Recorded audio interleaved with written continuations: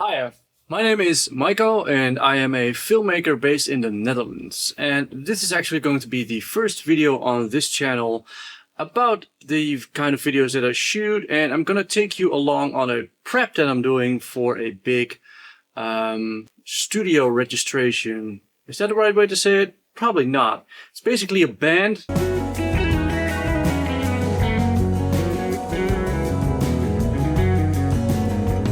That's going to play a live album recording in a studio for 3 days.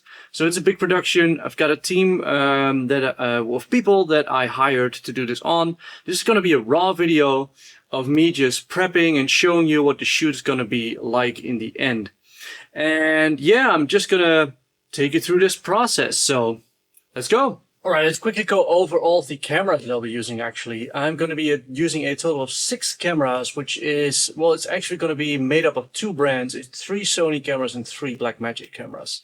It just has to do with the fact that that's what I've got. I usually do podcast kind of setups. I do live sessions, which normally doesn't require more than 3 cameras at a time.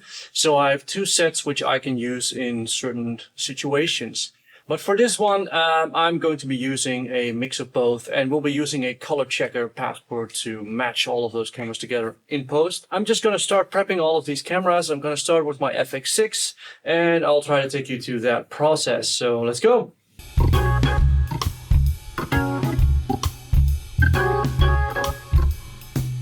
Alright, so the first thing that I've done is I've set up the lights, which might not be the most interesting thing to watch, but I'm just using the Pavo tubes, the 15X and the 30X, and basically what I did was just connect them all into one group using the NanLink app. There is one thing that I wished would be possible, so let me just quickly... Yeah, so let me just quickly start a screen recording. Basically, what I wish that would have been possible is you're able to set up groups.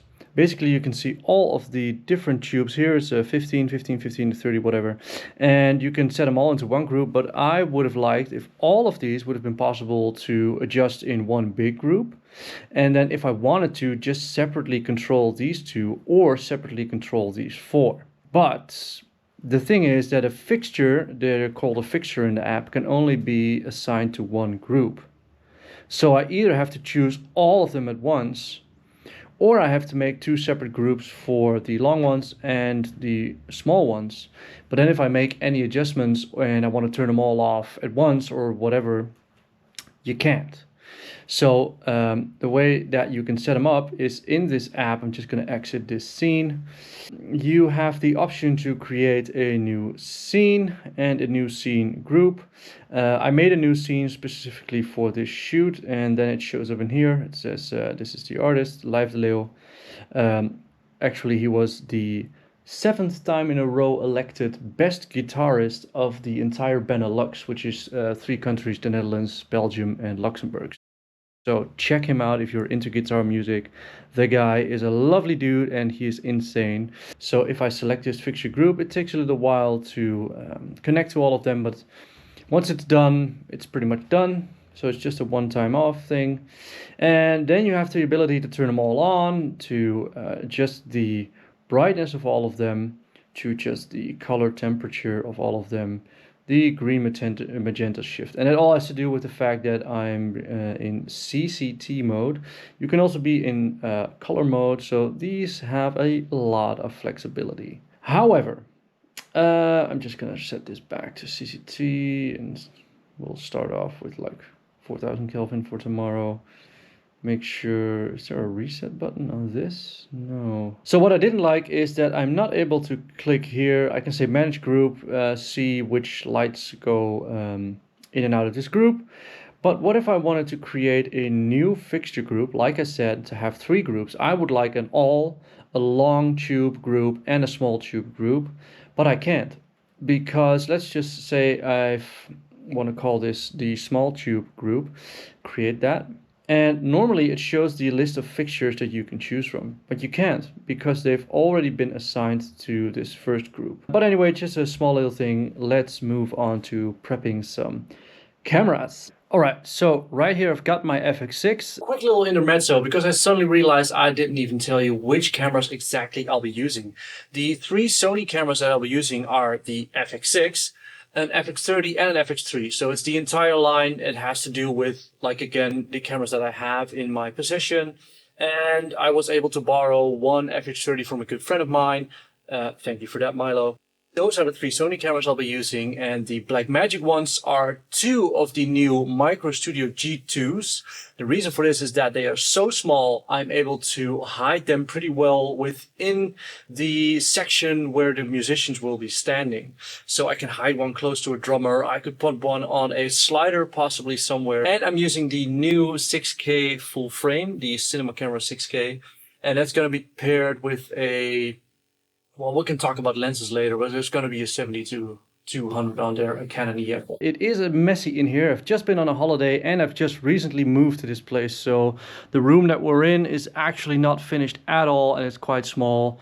I have all my gear laid out on the table. It's messy right now, but I'm doing this so that I can be organized for the shoot and be organized afterwards. Anyway, I'm just going to take you through what I have going on, because this is what I will be using during that shoot. This is how I normally have my FX6 as well. It's either my 70-200 GM2 or a Sigma 24-70 that lives on there. It's an easy C5 matte box, best one I've ever used, very convenient. I could do a deep dive on all of these things, but that's not the time right now. Let's quickly continue going over it.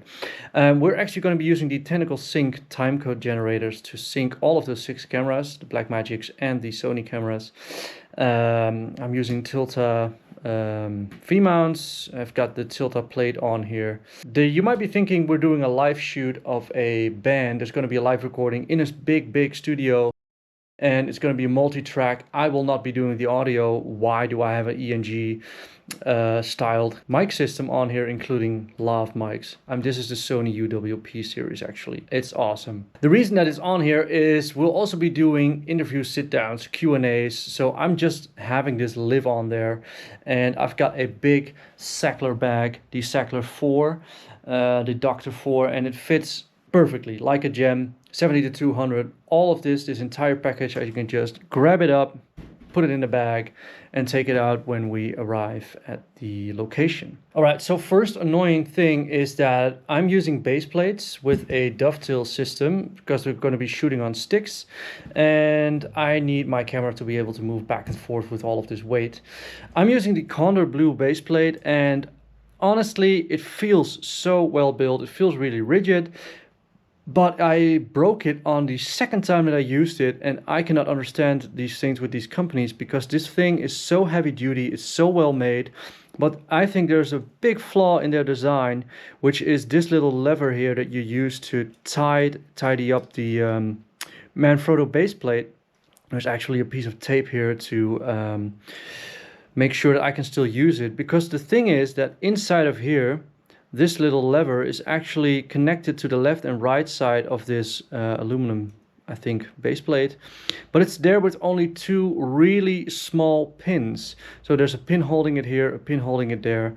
And as I was twisting it on my second shoot to tidy it in, I tidied it up, tried to feel, is it stuck? And the little leg just snapped off.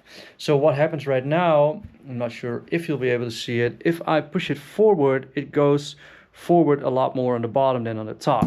And this results in the base plate being loose. So the entire system, rigid as it is, completely useless. I do have a slight workaround right now. This is the little base plate that comes with it. I also have a bunch of other different base plates that luckily fit. One very annoying thing is that my Sackler tripod base plate does not fit. Very annoying. Anyway, what I've done is I've used some gaff tape on the side, and you can actually see the little scrape that's right there. That's the point sticking out right now every time, but this does prevent the base plate from sliding once it's in. So yeah, annoying little thing about the Kondor blue. Just wanted to give a heads up there. It's really well built, but man, this feels like a flaw. All right, that's it done. We've ended up with this.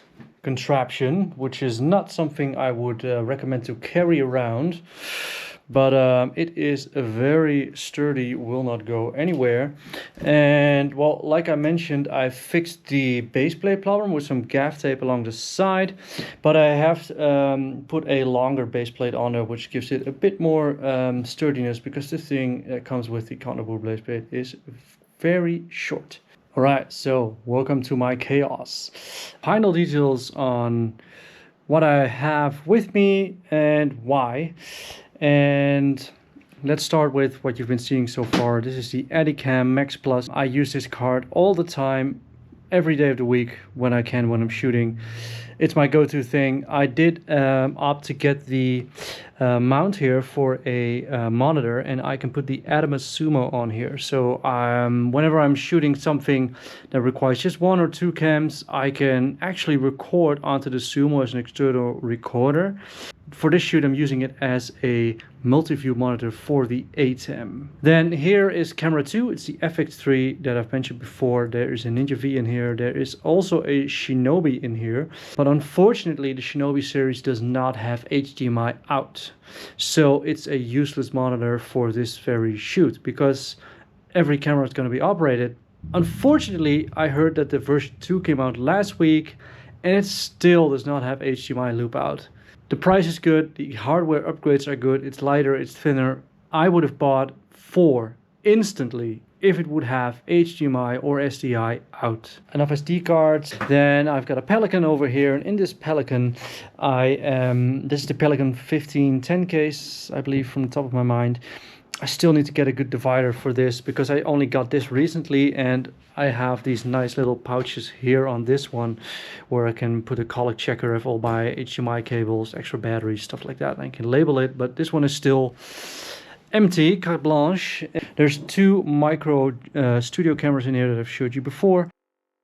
So the first one of the Blackmagic cameras is actually this little camera. It is the Micro Studio G2. It's the 4K new one that it just came out with. So I've got 2 of these with 2 different lenses. It's a 12-40, which is a 24-80 actually, and a 12-100. It actually exists. So that's a 24-200 millimeter equivalent. And let me just show you. That's this little camera. Also great. They use Canon batteries, but you can power them as well. So I'm using mains to power them, and if the mains cut out, the camera won't die, so the battery will take over. Anyway, this is the 12-100 millimeter. And then finally, my favorite camera of the past few weeks, the Cinema 6K, the full frame version. I'm actually liking it a lot. I made a video about it. You can check that somewhere up here, or up here, whatever, up there. About the colors the first time I went out with it, and we're just pairing it with a little vintage lens. It was the it was actually not the Helios 40-42, I remember now. I was using a Minolta 50mm 1.7, also a vintage lens. Yeah, this one's not talked about a lot, but it is very nice, very creamy. But that being said, in this recording, the 6K will be paired with a 70-200 Canon EF lens. There's the Canon EF lens. I've got a bunch of Nisi filters. This is a 6K full frame camera that I've been showing you with the Sony lens here, and I've just neatly packed this, and I'm actually going to be putting a lot of little microfiber cloth in between. And you might be thinking, whoa, what are you doing, man? That's gonna move around a lot. I've done it like this before, packed it before, and once you throw this little X sheet on and you have the little microfiber cloth as a divider, when you close it up, it's not going anywhere. So don't worry about it. I've done it before, and I have survived, and so have my cameras. Over here, iFootage slider. Then over here, all of these are HDMI fiber cables. So basically, it's just a fiber cable which can run for hundreds of meters, but at the end, it's got an HDMI plug. The reason that I'm doing this is because I'm using an ATEM Extreme as well with HDMI in and out. One day I'm going to make this into a nice rack with SDI, HDMI in and out, and then I might switch to the SDI version, but for now this works for me. This is all just backup stuff, backup HDMI. And over here I call this like a little like a grip case. I've got a bunch of these Manfrotto claws in here for whenever I need them. A lot of gaff tape. You can never have enough gaff tape. I've got more Nisi filters here. These are 2 sets of the Swift system with the VNDs. You might not get it now, but once you see what I'm doing, you will understand why I have an ATEM as well, which I will not be controlling, but I'll just be using it for a multi-view. It is perfect because I'm going to be standing next to the card, operating my own camera on this side over here. Imagine it. There's the stage. I can view the multi-view, all of the cameras in the corner of my eye, and I don't have to be busy with them while I'm operating my own camera. But when anything happens and one of the cameras blacks out, there's a battery dead or whatever, it shouldn't happen because I'm shooting on mains, but I have the ability to view all my angles. And finally, I will also be bringing the EasyRig Minimax, and that thing is just going to be a backup for when we might choose to do some handheld shots for a few songs. Once again, it's a mess in here. I'm not going to say sorry for that because it's just a part of the job if you don't have a lot of space and you have a lot of gear to prep. So a lot of stuff going on, but you get a little bit of a sense what kind of equipment and prepping you have to do for a big shoot like this. I haven't actually shown you any of the technical prepping because I was just too deep dived into that. There were too many things that I had to check on all the different cameras, and I only have one afternoon to do this. So let me know if you would like to see that. Then I will take you through all of the things that I set up for my Sony cameras, my Blackmagic cameras, how to use LUTs on external recorders and when not to use those if you don't want to, because, well, it's quite a learning curve, and it's a very interesting one, I think, but it's just a big learning curve. Final detail I actually didn't show you, now that I'm cleaning up the Sharpie, is there's a beautiful drawer under my Handycam, and this doesn't come with it. You can buy it separate and mount it on top, which is what I did. But this is perfect because here is my UWP pack, the tentacle sinks that I've mentioned but haven't shown you, and a bunch of full batteries, chargers, whatever. You get the idea. All right, so a quick little update because I gotta be honest. I totally underestimated how much work it was going to cost me to prep everything properly, because this is a big shoot and I'm doing this camera prep on my own, which is not ideal, but I just came back from a holiday. It's all very short notice to get all of this stuff done, so there's just no other option. That being said, I finished my FX6 and my FX3. I'm using the FX3 like this. I know it's a bit sunny in here. I'm using the outside sun because I don't have a light in here yet. Like I said, I just moved. Anyway, I'm basically using it as is. So it's got the top handle, but I am using the small rig V-mount base plate that allows me to flip it like this. There's going to be a V-mount battery on here, and there's going to be a Ninja V monitor on this so that I can record H.265 because Sony for some I don't know what weird reason, you still do not have 24p in the PAL region in H.265. Anyway, yeah, this is actually going to be paired with a servo zoom, which is the 28 to 135. I thought I'd just quickly tell you why I am using a video assist and not just a normal monitor as well. It has to do with redundancy. I'm going to be recording straight to the SD cards that are in here, which is the all-I codec. I only have, I'm not sure if you can see this, probably not with this GoPro thing, but it's 127 minutes of recording time. It might be my mind, but I just want redundancy all the time. So I'm recording to both cards at the same time. I could have theoretically have like 250 minutes and have it switch to the other card in between. But if anything happens to my recording at that time in camera, then all of it's gone. It's redundancy, redundancy, redundancy. Recording to both cards at the same time, and I'm externally recording ProRes 422, and that gives me a total of 269 minutes. So that's plentiful for those first 2 hours. And for the Blackmagic cameras, it's just the SSD recording. I'm recording straight to an SSD, and I'm actually using an ATEM switcher to record full HD backups of those cameras. Because the thing is, I'm not a millionaire. I've got a lot of money going into this business already as it is, and my goal is to keep expanding and keep having redundancy options as much as possible. And I have that pretty set up for 1-2 cameras, I would say, but not for 6. The second main camera that's going to be on a big slider is an FX3, so that also gets a main backup to a Ninja V. So that's the reasoning. Honestly, if you want a comparison for the 12G, I've just received this last week, compared to the Ninja V, I could do that. I could make a video about it. Right now, I'm actually preferring the assist right here, even though it records to an SSD over a USB or SSD cards on the side, as opposed to a SATA drive going into the Ninja V. But the thing is, man, the ports, it's got SSD in and out, it's got HDMI of SSD, it's got SDI in and out, it's got HDMI in and out, and it's got 2 mini XLRs. Once again, it's still a mess, but hey, I don't care. It's gonna be cleaned up after, trust me. Yeah, and once we started shooting, I am definitely going to show you how we set everything up, because this is just the start of everything that we will be doing. So, thank you for watching, and yeah, see ya.